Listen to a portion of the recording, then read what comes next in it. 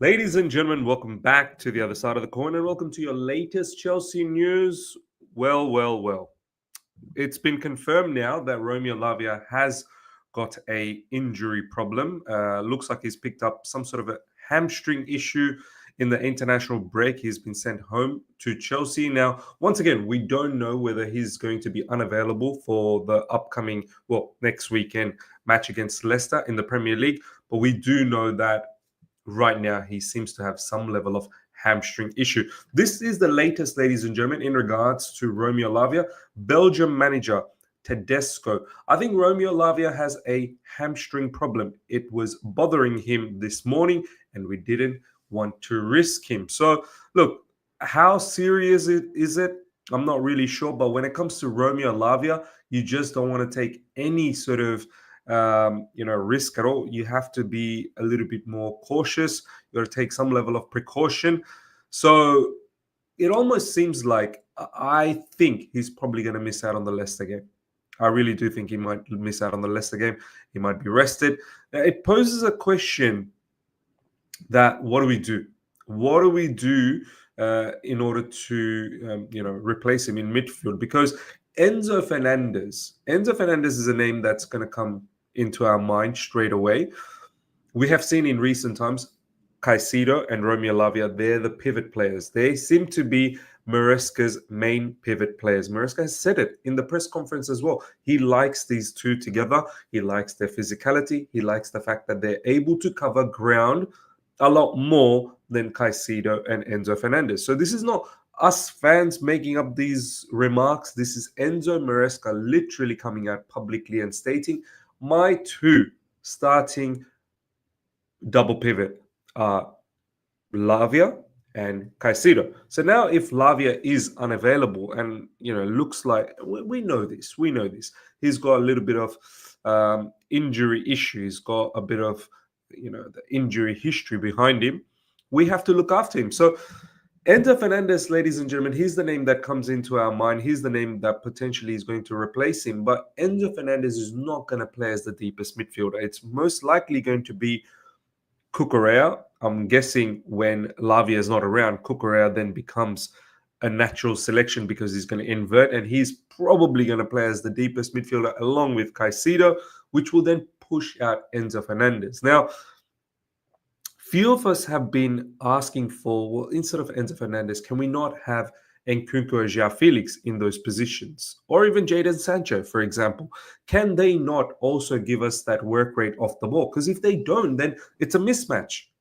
The real problem is it's a mismatch. We have all of these, plethora of number 10s. Sancho, Nkunku, João Felix, plethora of number 10s. And it seems like our manager is reluctant to use any of them because it tends to throw off the defensive balance. Now, why can't we ask from these players to work a little bit off the ball? Because if they can't, then what do we have them in the team for? Because Cole Palmer is not getting dropped anytime soon. Cole Palmer is going to play. And Cole Palmer off the ball does work hard. The amount of times he tracks back, interceptions, presses well, cutting off passing lanes, we have to start expecting that from Nkunku, João Felix, and Sancho. It's not good enough to just be good on the ball, and sometimes some of these players are not even good on the ball.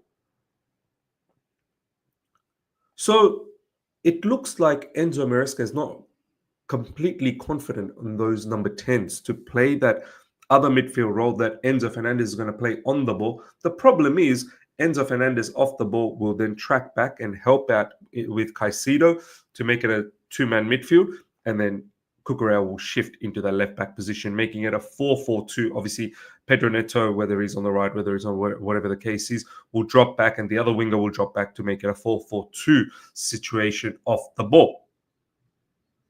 Problem is, you use Enzo Fernandez up the front, he doesn't seem to give us that impetus that we expect from a midfielder. He hasn't been shooting well enough. His passing is a lot more dangerous deeper. He doesn't seem to have the same panache when he's up front. So what do we do? What do we do against Leicester? And this is a particular opposition that I've been saying, next weekend when we meet them, we should be winning. We should be winning. And I have complete faith that our defenders, our midfielders should look at Leicester and be like, we should be far superior to you. With all due respect, we should be superior to you. This is why I wanted Cucurella to invert, making a two-man midfield with Cucurella and Caicedo on the ball. Off the ball, Cucurella comes into left back. And then one of the 10s, or both of the 10s, Cole Palmer and or Nkunku or, Ja Felix or Sancho, they'll have to track back and help out Caicedo. They do. But having said that, you're not going to have that, mentality of having the same structure like you did against Arsenal, like you did against Liverpool, where you do want to defend at times. Against Leicester, I see no problems in us playing a high line and boxing them in. Majority of the game, you should play a high line so that the gap between defense and midfield is not that much. So even if it is Caicedo sitting as a lone 6 and Cucurella shifting to the left back position, the other 10s, they don't really need to track back so much. They only need to track back enough to ensure that Caicedo doesn't get dragged out of position. So you'd like to play a high line. You utilize that offside trap. It's Leicester at the end of the day. They don't have an attack like Arsenal or Liverpool or Man City.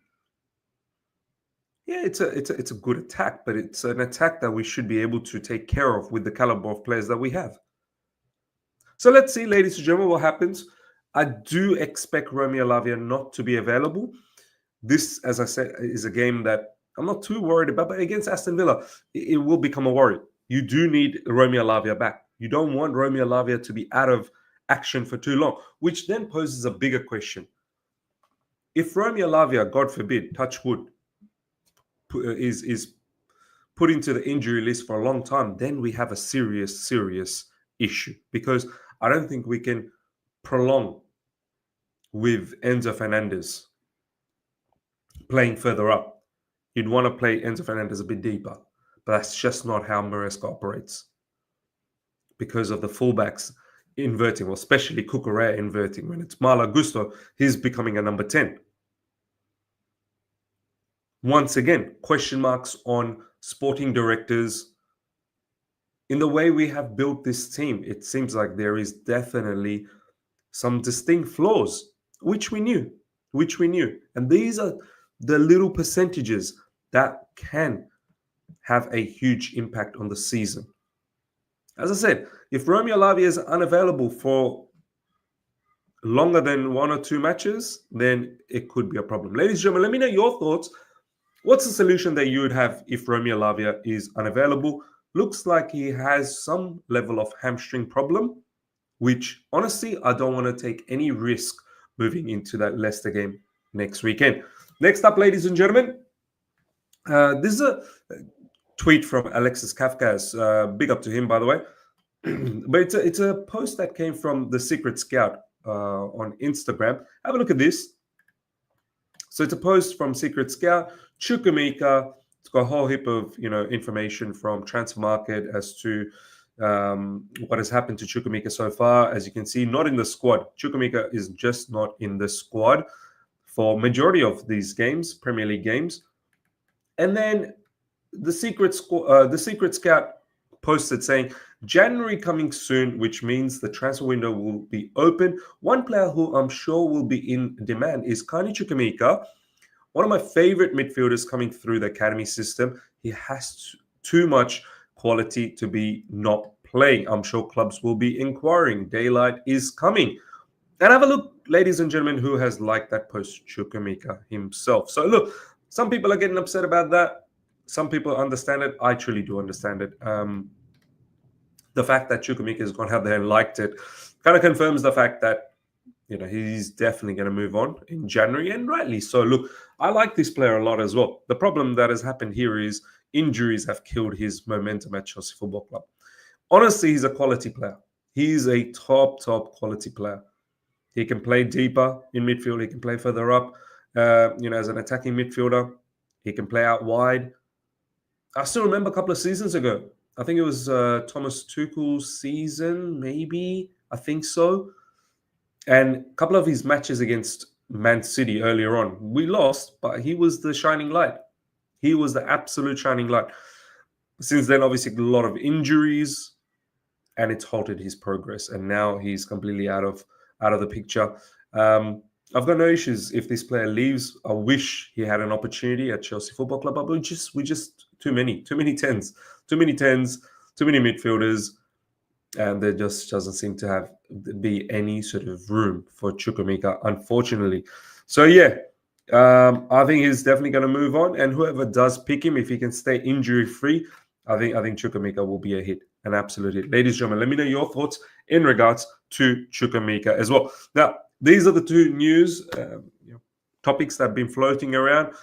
Let me know your thoughts in regards to Romeo Lavia and Chukwuemeka. Hope you guys have enjoyed this. Smash the like button if you're here for the first time. Subscribe. Hit the bell notification to stay in touch with all my content. I shall see you guys soon again. Until next time, take care. See ya. Bye.